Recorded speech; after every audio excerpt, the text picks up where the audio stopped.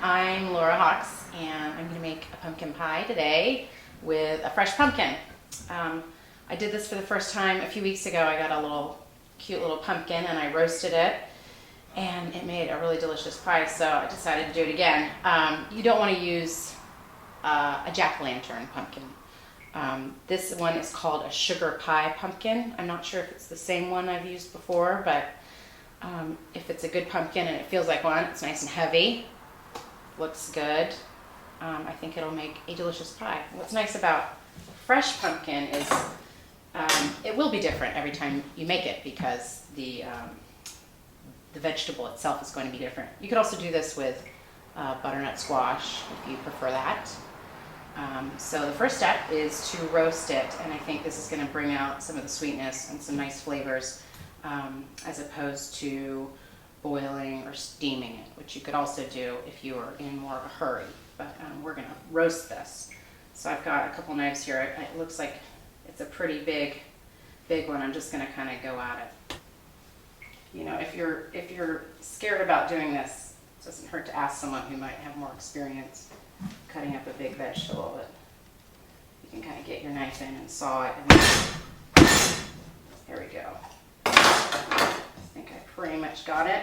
That's the hardest part, is that first cut. I'm taking the seeds out and the stringy, pulpy bit inside before I roast it. You don't have to be too concerned about this. Just, want to get most of it out, and then the rest I can pull away after it's cooked. It's easier when it's cooked.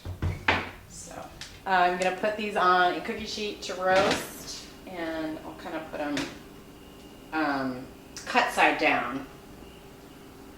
If it was a smaller pumpkin, you could just do it in half. It seemed to me like this was big enough. I wanted a bit smaller pieces so it won't take forever to roast them. So I'm going to put them here on my cookie sheet and cover it with foil. Keep the heat in. Alright, I'm going to call that good. It's covered. Stick her in the oven. And the oven is set at 350. Looks like the pizza's done. Okay. Actually, I'm going to turn it down slightly. Do a slower roast. 325, I think, is about what I want it. Okay. And I'll check it in about 45 minutes, an hour. I think it probably needs to go an hour and a half. Body on the rocks. Okay. We are now going to make the pie crust for the pumpkin pie.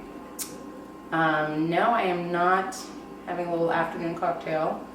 This is going to be used in place of the water in the pie crust. I've only, I think, done this once before, but the idea is that it's a liquid and it will help the crust hold together so you can roll it out, but that when it bakes, the alcohol will evaporate completely. So there is a little bit of water in there, of course, but not as much as if you just use straight water. So it should yield a more tender crust. Let's hope so.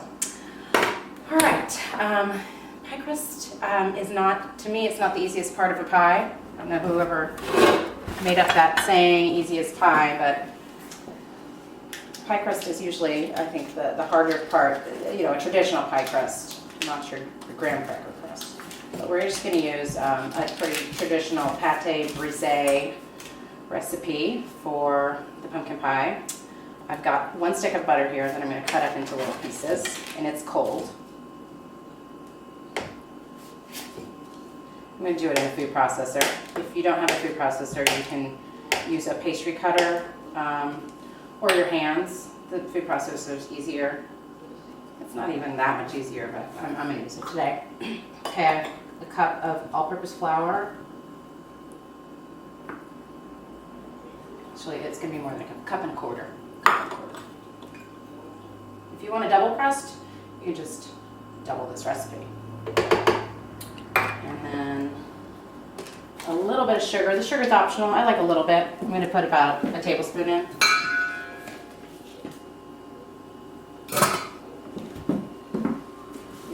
pie is not one of the sweeter pies, so I think a little sweetness in the crust is nice. And this is unsalted butter. You can use salted butter. If you use salted butter, you probably don't need to add any salt to the crust. If you could. I'm gonna add a little salt to the crust too. Now what I will do here is pulse this together. Short pulses. Basically, you want the butter to look like small pebbles in there before you add your liquid. That's about right. And now, very slowly, you really just want this to hold together.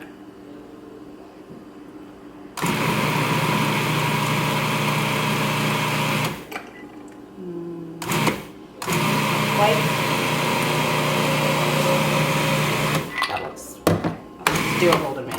We'll see. You can always add a little more. Oh, it smells like vodka. But it won't taste wrap to put it in. I'm gonna chill it, so I might as well just turn it out onto what I'm going to store it in.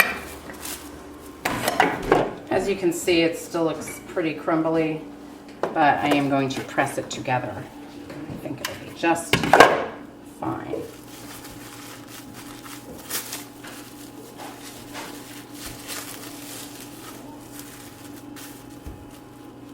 It's right on the verge. I could have added a little more liquid. I'll just kind of do like little drops. That's the tricky part, I think, of the pie crust, is getting it to hold together with the least amount of liquid possible. So that'll make it tasty. Okay, now I'm going to kind of flatten it down into a disc here, and then I'll put it in the fridge for about an hour or so. Here's the roasted pumpkin. It took about 2 hours at 325. And see, it got nice and caramelized here. It's soft. I've let it cool for a while so I can actually pick it up now. It's easier to handle once it's cool. So I'm just going to scrape out the flesh into the food processor and puree it. And I'm looking for about 2 cups of puree. I'll probably have more than that. I think that is going to be plenty.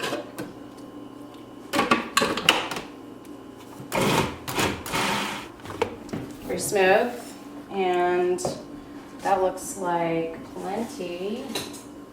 I will measure it just to be exact. With baking, there's room for improvisation, but unless you really know the recipe, you should follow it pretty closely because the proportions are important. That's about 2 cups.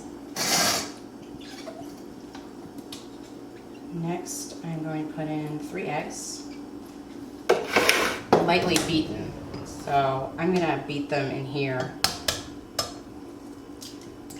since this is already dirty.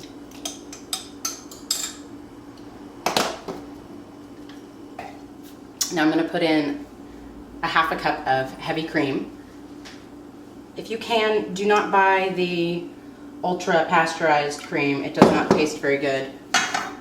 You want the best cream that you can find at your store. This is Strauss. It's very lovely. And I got a big size so I can make some whipped cream out of it for the finished product. I'm going to put in some sugar, some sweetener, and then some spices, and that's it. So I'm going to do about a 1/4 cup of dark brown sugar. This is light brown sugar. It doesn't really matter, but either one you have around. It's slightly more than a 1/4 cup. And then about a 1/4 cup of maple syrup, maybe a little less, but this will give it a nice flavor. Okay, and then for spices, I have allspice. Just going to do a ½ teaspoon of each of these. Keep it pretty simple. I have ½ teaspoon of allspice, a teaspoon of mace. If you don't have mace, don't sweat it. You don't have to have it for the pie, but it's nice. It's a traditional spice for pumpkin pie. half a teaspoon of ginger. I might go a little heavier on the ginger because I like it. Probably not a half a teaspoon of nutmeg, that would be too much. Maybe 1/8 of a teaspoon, and I'm just gonna estimate. And half a teaspoon of cinnamon. Alrighty. Just gonna mix that up. Oh, I forgot the salt. Don't forget the salt. I'll call that about a teaspoon. Got my pie dough in the pan. One trick I have learned in rolling it out and placing it in the pan is use some parchment paper. I used the plastic wrap that I had it wrapped in and parchment paper to roll it. That way it did not stick to my rolling pin, and then when I was ready to place it in, instead of trying to peel it off the counter, it was just easy to put in like that and then peel off the parchment. And as you can see, it's not perfect, but it will do. Some people are better than others at making the pretty fluted edges. I think the taste is more important. I'm not gonna worry about that. So, just pour in my puree here. Go into a 375 oven for about, I think about half an hour. I better check on that.